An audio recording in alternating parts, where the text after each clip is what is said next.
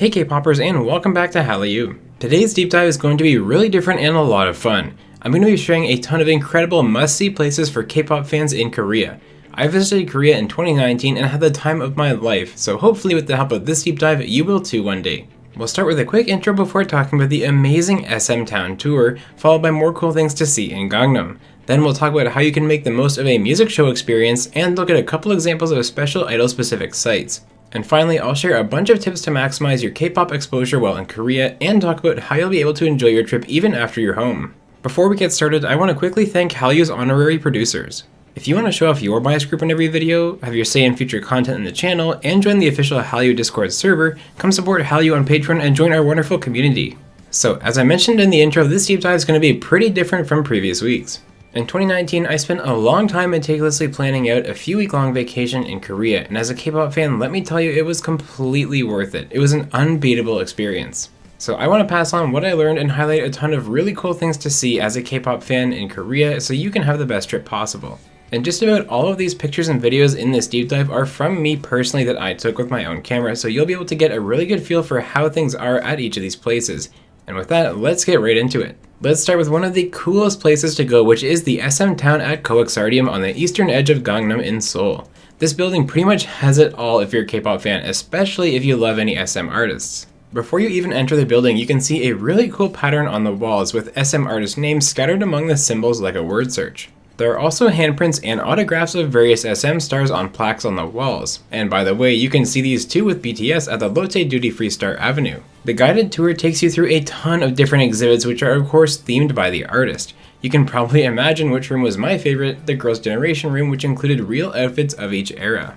There are so many albums, pictures, and other memorabilia here to enjoy for every artist. It's really a treat for the eyes. And there's a plethora of hardware too, from music shows to dance songs and other achievements earned by various SM artists over the decades. The exhibits also include a bunch of backstage makeup and dressing rooms with real concert outfits behind them, recording studios that are actually used for real radio broadcasts, and of course a cafe and gift shop for you to absolutely spend all of your money. SM also hosts hologram concerts here frequently as well, so if you can time your visit right, you might just be able to get into a show as well. So bottom line, the SMTOWN at Coexardium is just an SM fan's dream. And while you're in Gangnam, you should definitely plan to visit a bunch of other label headquarters. Many of the big K-pop labels have their main offices in Gangnam. As an example, FNC, JYP, SM, and DSP Media all have their buildings in fairly close proximity to each other in this district, so if you're interested in snagging some pictures in front of buildings and maybe even getting a lucky break to see an idol, these are definitely some key spots you want to check out. Central to Gangnam as well is the K-Star Road. This road is really cool and it makes the walk through Gangnam's main streets even more fun than it would be normally.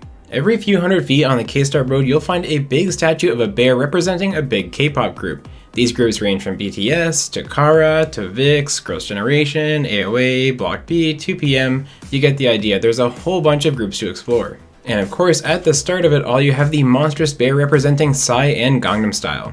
Oh, and speaking of Psy, you'll find these massive Gangnam Style hands scattered across the Gangnam district of Seoul. It's a perfect opportunity to strike a pose in that horse dance.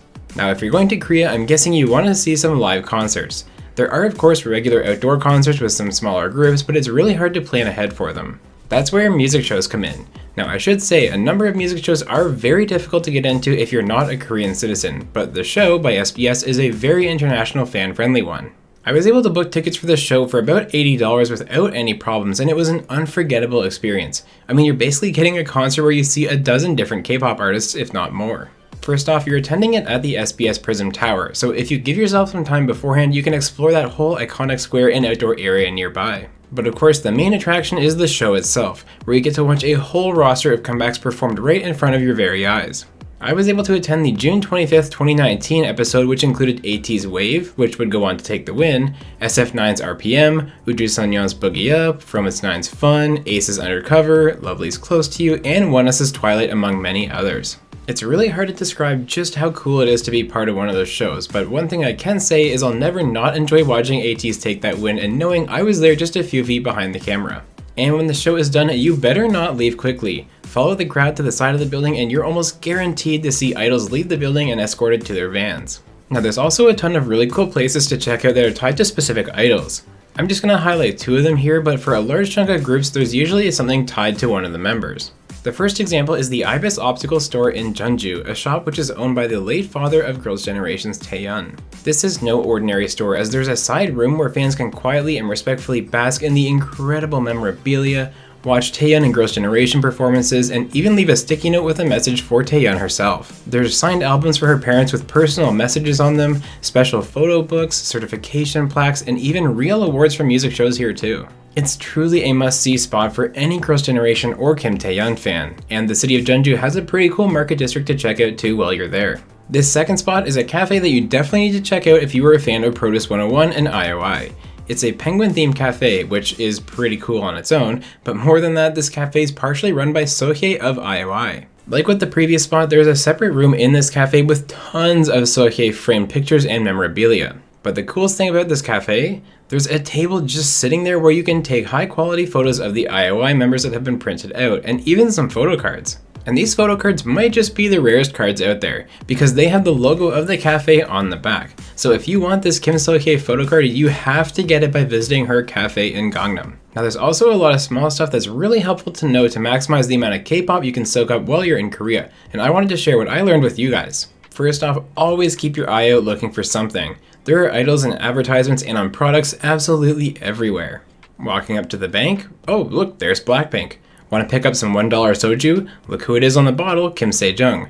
Walking by a perfume ad? You can bet Irene's on it. It seems like almost every brand worth their salt has a famous idol promoting their product, so definitely be on the lookout for idols that you'll recognize. Another thing to take note of is idol birthdays. When you plan your trip, see if any of your bias group's members have their birthdays while you're there. Fans usually rent out advertising space to put up billboards for the idols and cover them with sticky notes containing messages for the idol, especially in busy subway stations like the Gangnam Station. And it's not uncommon for idols to actually go out looking for these ads as well. In fact, while I was in Korea, it was Chaekhyung from April's birthday. While I unfortunately couldn't find the ad space that was rented out, Chaekhyung sure did in this vlog. And that brings me to food. Lots of groups have food deals and promotions, and if you're crazy like me, you'll be planning on eating one of those meals while you're there. There are also lots of products you might not expect too, like these red velvet jellies. Another tip you might not have even thought about is planning your stay near somewhere meaningful to you. With Airbnb, you can find a nice place to stay almost anywhere, and for $80 a night, I was staying literally next door to Woollim Entertainment's building in Mapogu. This was so cool because not only are you starting and ending your day beside the label, but who knows, you might just see a van pull up or someone leave the building. And you'll probably also see some pretty funny stuff.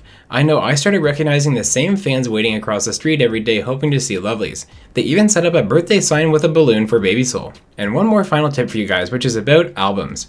If you're like me, you have no self-control when it comes to buying K-pop albums, and while in Korea, you should absolutely take advantage of that. Albums are significantly cheaper to buy in Korea, and I bought most of mine at Kyobo, which is a book-in music chain. But if you spend enough time meandering through the market districts, namely Insadong, Myeongdong, and Namdaemun, you'll come across some hole-in-the-wall album shops that have a ton of out-of-print stuff that you won't find anywhere else. And these shops will reward your spending with what's called service, giving you a ton of freebies as a thank you for your business. The bottom line is, if you collect K-pop albums, you better leave room in your suitcase to pack a whole bunch of albums when you return home.